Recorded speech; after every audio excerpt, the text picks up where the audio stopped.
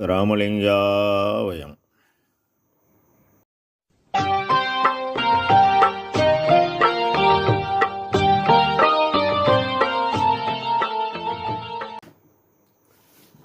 அருட்பெரும் ஜோதி அருட்பெரும் ஜோதி தனிப்பெரும் கருணை அருட்பெரும் ஜோதி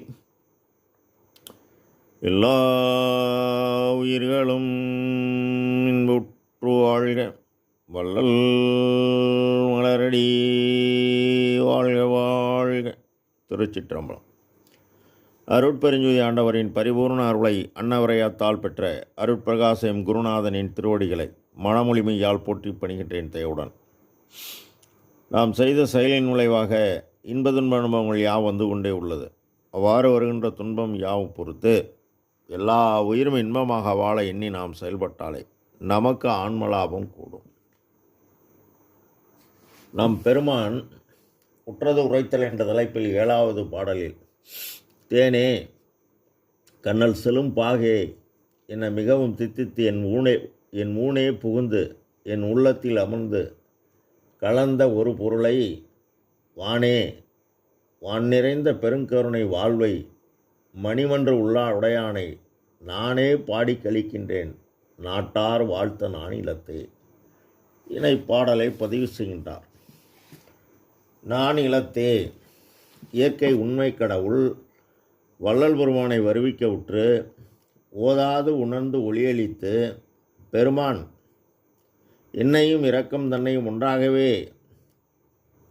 ஒன்றாய் இருக்கவே இசைவித்து உலகில் நிலை பெற்று வாழ்வுறச் செய்த கருணை வள்ளல் நீ எனவும், இவ்வுலக வழக்கில் உயிர் இரக்கத்தால் இலகுகின்றன, நான் என்ன செய்வேன், இரக்கம் என் உயிர் வேறில்லையே, நிலைபெறும் இரக்கம் நீங்கள் என் உயிரும் நீங்கும் என் திருவுளம் அறியுமே என்கின்றார்.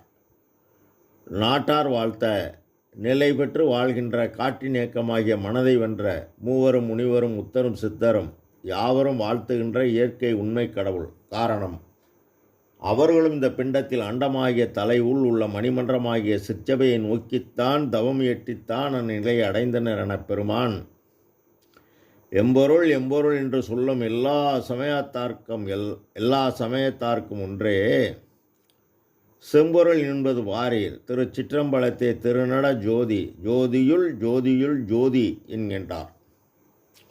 நானே பாடி கழிக்கின்றேன் பக்தி நெறியில் செழித்தே அன்பில் பாடுமை என்பர் பதியில் பழுத்தே என்கின்றார். பாடுதல் என்பது நாதமாகிய காற்றின் இயக்கமாகிய மனம் உருகி பாட பாட மனம் வசப்படும். ஆனால் இந்த அருளை பெற வானே நிறைந்த பெருங்கருணை பரமாகாசம் அனாதி, அதற்கு காரணமான கடவுள் அனாதி, அவர் பேரறிவு பெரும் ஜோதி அருளாக உள்ளது. பெருங்கருணை என்பது அவர் இயக்க அனாதியான காற்று பேராற்றலாக இயங்கி எல்லா உயிரும் ஜீவித்து வாழ செய்கிறது. அந்த பேராற்றல் தனி பெருங்கருணை, அதாவது அருளையும் ஆற்றலையும் பிரிக்க முடியாது. அருள் பெற வேண்டுமென்றால் ஆற்றலை பெற்றே ஆக வேண்டும் அன்று. அதனால்தான் சிவமில்லையேல் சக்தி இல்லை, சக்தி இல்லையேல் சிவமில்லை என்றனர். ஆனால் இன்று தனி சிவமில்லையேல் தனி சக்தி இல்லை, தனி சக்தி இல்லையேல் தனி சிவம் இல்லை என்கின்றார். அண்டத்தில் உள்ள பேராற்றல் இந்த பிண்டமாகிய உடலாலயம் எவ்வாறு பெறுவது என நம் ஐயா ஜீவகாருண்யம் 3 பகுதி வழங்கியுள்ளார்கள். அதில் அருள் என்பது கடவுள் தயவு, கடவுள் இயற்கை உண்மை விளக்கம். ஜீவகாருண்யம் என்பது ஜீவர்கள் தயவு, ஜீவர்கள் ஆன்ம இயற்கை விளக்கம். எனவே சிறிய தயவு கொண்டு பெரிய தயவை பெறுதலும், விளக்கத்தை கொண்டு விளக்கத்தை பெறுதலும் கூடும். மற்றொன்றினால் பெறக்கூடாமை நிச்சயம் என உறுதி செய்கிறார். மேலும் ஒரு ஜீவன் மற்றொரு ஜீவனுக்கு உதவுவது இரக்கம், தயவு, கருணை, இது புறம். இறைவன் இந்த உடலாலயத்தில் அண்டமாகிய புரோமத்தியில் உள்ளார் என்பதை உணர்ந்து அந்த இடத்தில் அவரிடம் அன்பு வைத்து அகத்தில் ஒளி நெறி அக வழிபாடு பயிற்சி இடைவிடாத நன்முயற்சியுடன் செய்தால் அன்பு இவ்வாறு புறமும் அகமும் நாம் வழிபட கருணையும் சிவமும் பொருளென காணும் காட்சி பெற்று நமக்கு எல்லாம் செயல்கூடும் என்கின்றார். அவ்வாறு வழிபடும் அன்பருக்கு இயற்கை உண்மை கடவுள் வழங்குவது அருள். அவ்வாறு அந்த அருளை பெற்றுவிட்டார் நாம் பெருமான். இதனை இறை அக அனுபவமாக அருளுரின் எல்லாமாகும் இது உண்மை. எனவே அருளை பெற முயல்க என்று அருளிய சிவமே என்கின்றார்.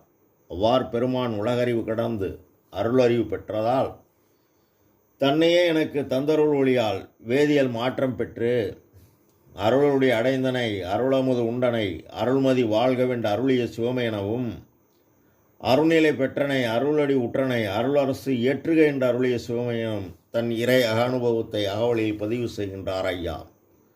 அவ்வாறு அருஜோதி தெய்வம் ஆண்டு கொண்டதால் அவர் இவருடைய சபையாகிய புரோமத்தில் அமர்ந்து பாதுகாப்பு அளித்ததால் சபை எனது உளமென தானமர்ந்து அபயம் அளித்ததோர் அருட்பெருஞ்சோதி என்கின்றார்.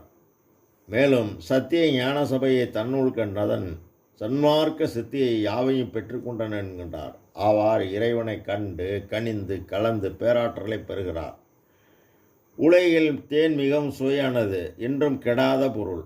அதுபோல அருளமுதம் அவர் வழங்கியதால் அவர்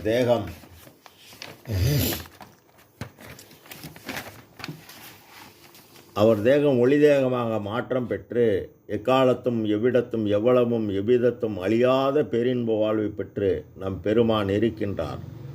கருமின் செரும் பாகு போன்று என் உடல் கருவி கரணம் ஜீவன் ஆன்மா எல்லாம் பேரின்ப சுவை மிகுந்து என் ஊனே பூந்தார். உள்ளொளிக்குள் ஒளியாக கலந்து நம் பெருமான் இருக்கின்றார். நாமும் பாடுபட்டால் இந்த பேரின்ப வாழ்வை அடையலாம். ராமலிங்காபயம். திருச்சிற்றம்பலம்.